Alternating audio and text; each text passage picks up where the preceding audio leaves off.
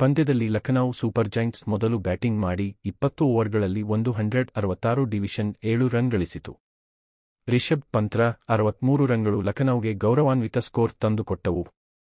ಆದರೆ ಸಿಎಸ್ಕೆಯ ಬೌಲರ್ಗಳಾದ ರವೀಂದ್ರ ಜಡೇಜಾ ಮತ್ತು ಮತೀಶಾ ಪತಿರಣ ಅವರ ತಲಾ 2 ವಿಕೆಟ್ಗಳು ಲಖನೌ ದೊಡ್ಡ ಮೊತ್ತ ಕಾಣದಂತೆ ತಡೆದರು.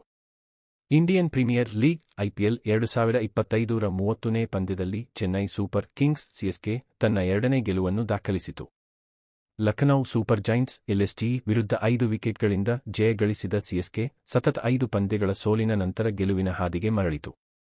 ಈ ರೋಮಾಂಚಕ ಪಂದ್ಯದಲ್ಲಿ ಸಿಎಸ್ಕೆ ನಾಯಕ ಎಂಎಸ್ ಧೋನಿ ತಮ್ಮ ಹಳೆಯ ಫಿನಿಶಿಂಗ್ ಶೈಲಿಯನ್ನು ಪ್ರದರ್ಶಿಸಿ ತಂಡವನ್ನು ಗೆಲುವಿನ ಗೆರೆಗೆ ಕೊಂಡೊಯ್ದರು. ಈ ಗೆಲುವಿನೊಂದಿಗೆ ಸಿಎಸ್ಕೆ ಕಳೆದ ವರ್ಷ ಲಖನೌಗೆ ತವರಿನಲ್ಲಿ ಸೋತಿದ್ದ ಸೇಡನ್ನು ತೀರಿಸಿಕೊಂಡಿತು. ಪಂದ್ಯದಲ್ಲಿ ಲಖನೌ ಸೂಪರ್ ಜೈಂಟ್ಸ್ ಮೊದಲು ಬ್ಯಾಟಿಂಗ್ ಮಾಡಿ 20 ಓವರ್ಗಳಲ್ಲಿ 166 ಡಿವಿಷನ್ 7 ರನ್ ಗಳಿಸಿತು. ರಿಷಭ್ ಪಂತ್ರ 63 ರನ್ಗಳು ಲಖನೌಗೆ ಗೌರವಾನ್ವಿತ ಸ್ಕೋರ್ ತಂದುಕೊಟ್ಟವು. ಆದರೆ ಸಿಎಸ್ಕೆಯ ಬೌಲರ್ಗಳಾದ ರವೀಂದ್ರ ಜಡೇಜಾ ಮತ್ತು ಮತೀಶಾ ಪತಿರಣ ಅವರ ತಲಾ 2 ವಿಕೆಟ್ಗಳು ಲಖನೌ ದೊಡ್ಡ ಮೊತ್ತ ಕಾಣದಂತೆ ತಡೆದರು. 167 ರನ್ಗಳ ಗುರಿಯನ್ನು ಬೆನ್ನಟ್ಟಿದ ಸಿಎಸ್ಕೆಗೆ ಆರಂಭಿಕರಾದ ಶೇಖ್ ರಶೀದ್ 27 ರನ್ ಮತ್ತು ರಚಿನ್ ರವೀಂದ್ರ 37 ರನ್ ಉತ್ತಮ ಆರಂಭ ಒದಗಿಸಿದರು. ಕೇವಲ 4.5 ಓವರ್ಗಳಲ್ಲಿ 52 ರನ್ಗಳ ಜೊತೆಯಾಟವಾಡಿದ ಈ ಜೋಡಿ ಸಿಎಸ್ಕೆಗೆ ಭರವಸೆಯ ಆರಂಭ ನೀಡಿತು. ಆದರೆ ಮಧ್ಯದ ಓವರ್ಗಳಲ್ಲಿ ರವಿ ಬಿಷ್ಣೋಯ್ರ ಬೌಲಿಂಗ್ನಿಂದ ಸಿಎಸ್ಕೆ 96 ರನ್ಗೆ 4 ವಿಕೆಟ್ ಕಳೆದುಕೊಂಡು ಸಂಕಷ್ಟಕ್ಕೆ ಸಿಲುಕಿತು. ತಂಡದ ಸ್ಕೋರ್ 111 ಡಿವಿಷನ್ 5 ಆಗಿದ್ದಾಗ ಕ್ರೀಸ್ಗೆ ಬಂದ ಎಂಎಸ್ ಧೋನಿ ಒತ್ತಡದ ಸಂದರ್ಭದಲ್ಲಿ ತಮ್ಮ ವಿಶಿಷ್ಟ ಶೈಲಿಯಲ್ಲಿ ಇನ್ನಿಂಗ್ಸ್ ಮುನ್ನಡೆಸಿದರು. ಕೇವಲ 11 ಎಸೆತಗಳಲ್ಲಿ 4 ಬೌಂಡರಿ ಮತ್ತು 1 ಸಿಕ್ಸರ್ ಸಮೇತ 26 ರನ್ ಗಳಿಸಿದ ಧೋನಿ ಅಜೇಯರಾಗಿ ಉಳಿದರು. ಶಿವಮ್ ದುಬೆಯವರ 37 ಎಸೆತಗಳಲ್ಲಿ 43 ರನ್ಗಳ ಅಜೇಯ ಇನ್ನಿಂಗ್ಸ್ಗೆ ಪೂರಕವಾಗಿ ಧೋನಿ-ದುಬೆ ಜೋಡಿ 57 ರನ್ಗಳ ಜೊತೆಯಾಟವಾಡಿ 3 ಎಸೆತಗಳು ಬಾಕಿ ಇರುವಾಗ ಸಿಎಸ್ಕೆಗೆ ಗೆಲುವು ತಂದುಕೊಟ್ಟರು.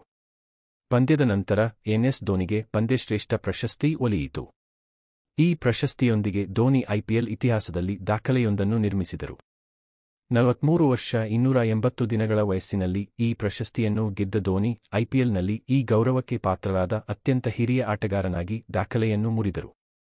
ಈ ಹಿಂದೆ ಈ ದಾಖಲೆ 2014ರಲ್ಲಿ ಕೆಕೆಆರ್ ವಿರುದ್ಧ ಪ್ರಶಸ್ತಿ ಗೆದ್ದ ಪ್ರವೀಣ್ ತಾಂಬೆ 42 ವರ್ಷ 208 ದಿನ ಹೆಸರಿನಲ್ಲಿತ್ತು. ಈ ಗೆಲುವು ಸಿಎಸ್ಕೆಗೆ ಕೇವಲ 2 ಅಂಕಗಳನ್ನು ಮಾತ್ರವಲ್ಲ ತಂಡದ ಆತ್ಮವಿಶ್ವಾಸವನ್ನು ಹೆಚ್ಚಿಸಿದೆ. ಧೋನಿ ತಮ್ಮ ಬ್ಯಾಟಿಂಗ್ನ ಜೊತೆಗೆ ಕೀಪಿಂಗ್ನಲ್ಲೂ ಮಿಂಚಿದರು. ಒಟ್ಟು 3 ಡಿಸ್ಮಿಸಲ್ಗಳಲ್ಲಿ ಸ್ಟಂಪಿಂಗ್ ಮತ್ತು ರನ್ಔಟ್ ಸೇರಿದಂತೆ ಭಾಗಿಯಾದರು. ಈ ಪಂದ್ಯದಲ್ಲಿ ಧೋನಿಯ ಒಟ್ಟಾರೆ ಪ್ರದರ್ಶನವು ಅವರ ವಯಸ್ಸಿಗೆ ಸಂಬಂಧಿಸಿದ ಟೀಕೆಗಳಿಗೆ ತಿರುಗೇಟು ನೀಡಿತು.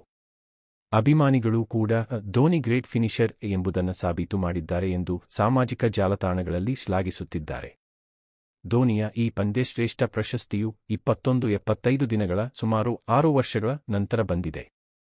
ಇದಕ್ಕೂ ಮೊದಲು 2019ರಲ್ಲಿ ಡೆಲ್ಲಿ ಕ್ಯಾಪಿಟಲ್ಸ್ ವಿರುದ್ಧ ಚೆಪಾಕ್ನಲ್ಲಿ ಧೋನಿ ಈ ಪ್ರಶಸ್ತಿಯನ್ನು ಗೆದ್ದಿದ್ದರು. ಆ ಪಂದ್ಯದಲ್ಲಿ 44 ರನ್ 22 ಎಸೆತ ಮತ್ತು 2 ಸ್ಟಂಪಿಂಗ್ಗಳೊಂದಿಗೆ ಧೋನಿ ಮಿಂಚಿದ್ದರು.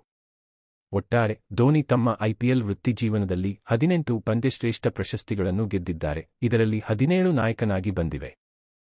ಈ ಗೆಲುವಿನೊಂದಿಗೆ ಸಿಎಸ್ಕೆ ತಂಡ ಐಪಿಎಲ್ 2025ರ ಅಂಕಪಟ್ಟಿಯಲ್ಲಿ ತನ್ನ ಸ್ಥಾನವನ್ನು ಸುಧಾರಿಸಿಕೊಂಡಿತು. ಆದರೆ ಇನ್ನೂ 10ನೇ ಸ್ಥಾನದಲ್ಲಿಯೇ ಉಳಿದಿದೆ.